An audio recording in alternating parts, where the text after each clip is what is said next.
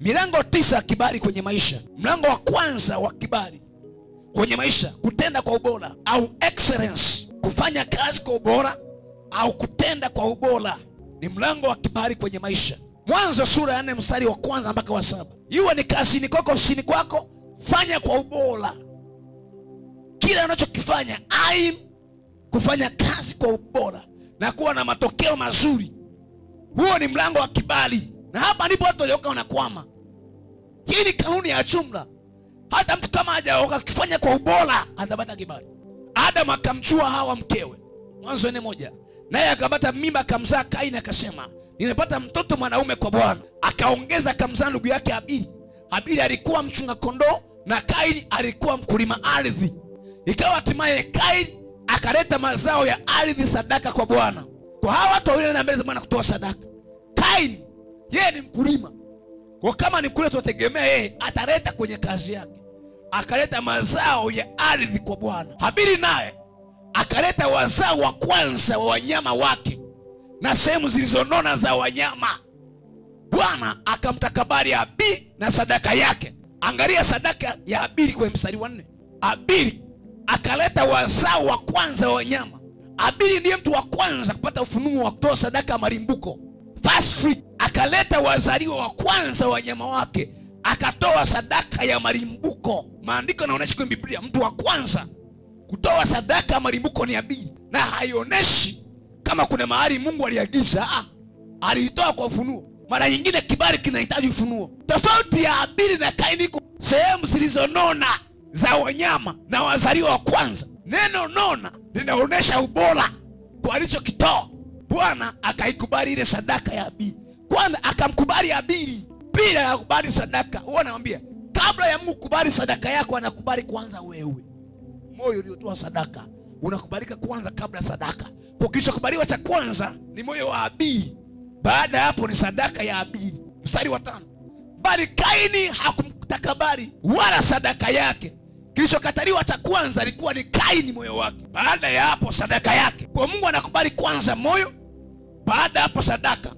Au anakataa kwanza moyo, baada hapo sadaka. Ndio maana ungeleta sadaka lakini umelazimishwa, umetishwa, haiwezi ikawa na matokeo, kwa sababu Mungu kabla apokea sadaka anapokea moyo. Haya, angalia matokeo ya kosa kibali sasa. Kaini aghadhibika sana, uso wake ukakunjamana. Bwana akamwambia Kaini, kwa nini una ghadhabu? Kwa nini uso wako umekunjamana?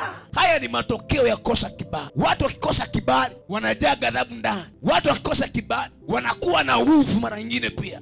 Kama ukitenda vema hautapata kibali. Kwa Mungu anajaribu kumuonesha Kaini shida yake ilipo na shida ya kosa kibali kwake. Wewe unatenda vyovyote, you are a laugh giver. Kama ukitenda vema hautapata kibali.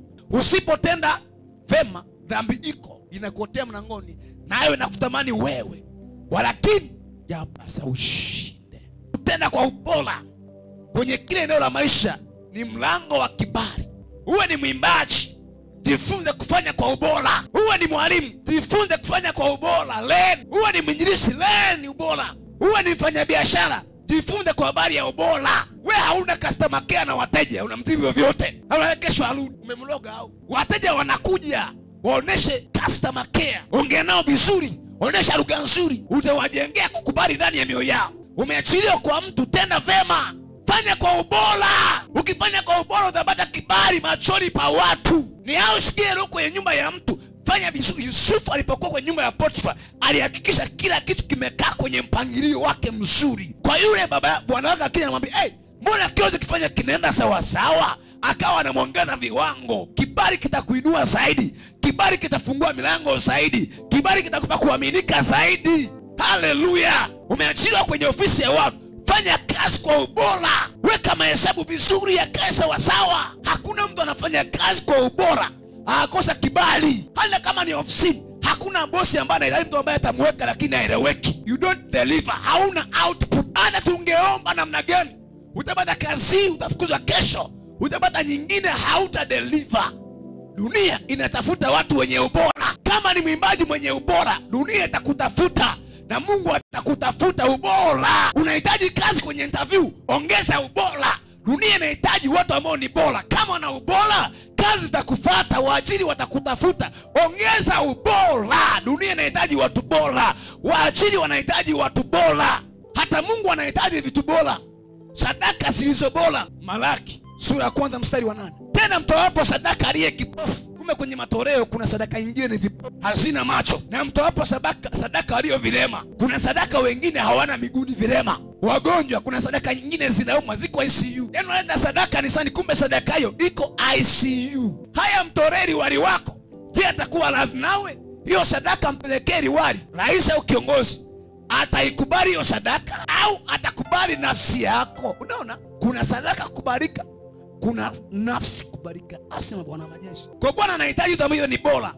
Mpendwa, kwenye maisha haya lenga ubora. Una duka lako, lipangilie vizuri, onekane vizuri. Hata kija mteja anafurahia kuingia ndani, agonge oda ingie. Hata kama ana fedha, angalie tu bidhaa zako, aulizie bei, atakuja siku nyingine. Jifunze kufanya kazi kwa ubora. Ili ufanye mambo kwa ubora, mambo mengi yanahitajika. Cha kwanza, unahitaji kuwa na maandalizi. Mambo mengi hayana ubora kwa sababu hayana maandalizi mazuri.